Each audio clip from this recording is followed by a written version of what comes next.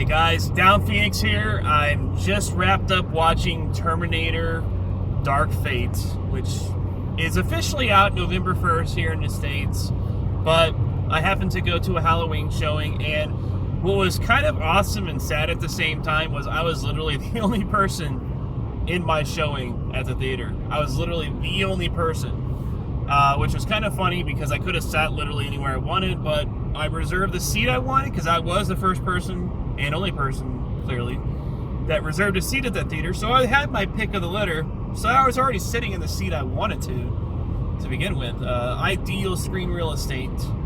Not too close, but not so far away, and everything was perfect as far as that. Went to the good theater, just like I did with Rambo, the good seats, all that good stuff. So that was always a great experience, of course. That's why I like going to that particular theater. But anyways, I wanted to talk about Terminator Dark Fate and let you guys know what I think about it, overall in the Terminator franchise, what I think about it just as a movie in general, and so on. So I'm going to keep this as spoiler-free as possible, but if I accidentally let something loose, just keep in mind, sorry, you watch this movie review, so things happen. Mistakes happen, guys.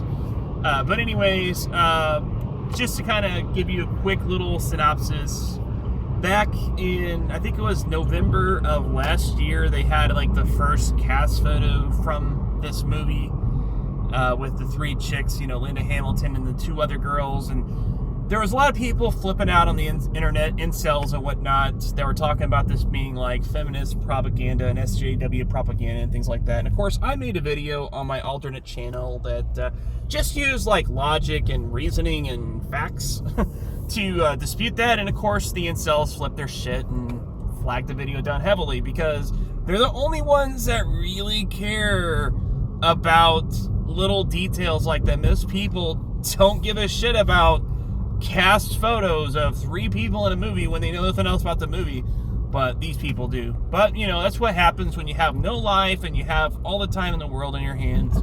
So it's always a good laugh. You can go and check out that video, get the link in the description. But anyways, it made me wonder, could they have been right? Could they have been right about this movie? Because obviously we saw a heavy female presence in that very first photo. Pretty heavy female presence overall in the movie, and kind of makes sense because this is the return of Sarah Connor. Most notably, Linda Hamilton as Sarah Connor, because we did have Emilia Clarke play as Sarah Connor in Terminator Genesis, but that's another story entirely. So anyways, yeah, so obviously you're going to have that heavy female presence because Sarah Connor was a heavy female presence in the first two Terminator movies. Surprise, guys. Surprise. But I guess it's because we added other women to the mix now that all of a sudden it's SJW and feminist propaganda and whatnot now. Because there's obviously a weighing out of the cast, even though, all but one of the people in the crew is white, for example. So, I guess by their logic, it's a white power fest as well, right? So you see how easily dispelled and how stupid that logic is. Because just having a female cast doesn't mean it's a feminist movie. Just having a non-white male cisgender guy cast all the way through doesn't mean that it's an SJW propagandist film. So, now that being said, there was a lack of Arnold. I wish there was more Arnold, obviously, because Arnold is the best character in the Terminator franchise. And, obviously, like Linda Hamilton as Sarah Connor, awesome character. But Arnold is, honestly, the reason why a lot of us watch these movies, because Arnold is just an iconic actor. And he's in this movie, I guess, a fair bit. But like I said, just not as much as I would have hoped, because for one, he's not even in the movie until about halfway in.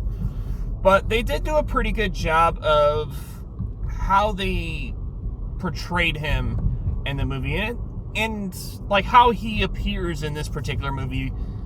It wasn't like Genesis where they did something really weird and had him hang around forever and things like that. You know, it was definitely a different take on it, and I really appreciated what they did with that. So kudos to that. And yeah, there were a few loose ends plot-wise. Obviously, when you get to a movie that deals with time travel and things like that, that's always a major concern. Most of these movies outside of, like, Back to the Future have major problems with that. Even that had a little bit of an issue there. But, you know, you're going to run into those kinds of things because it makes sense, you know, when you got a time travel-based movie, there is a lot of logical problems with that. Because even doing something as little as, like, stepping on fly or whatever could alter the course of human history as you know it. And, you know, these time travel movies in general are a little too loose with their definitions of what it takes to change the future, I guess. So, but anyways, with that being said, I guess I don't want to really talk too much more about this movie, but I did enjoy it. I thought it was a good one as far as Terminator films that are not 1 and 2 go. And so if you're a fan like myself, you probably should check this movie out. And you're probably going to anyways, honestly, because if you're as much of a fan as I am, you aren't going to really let other people's opinions sway you on the matter. You're going to go watch it anyways. So, but I guess what I'm trying to say is if you're like that, you're not going to be disappointed. Now, if you only like the first movie or two, or whatever, you only like T2 or T1 or both of them and don't like any of the others, yeah, you probably won't like this one because it's not as good as those, naturally.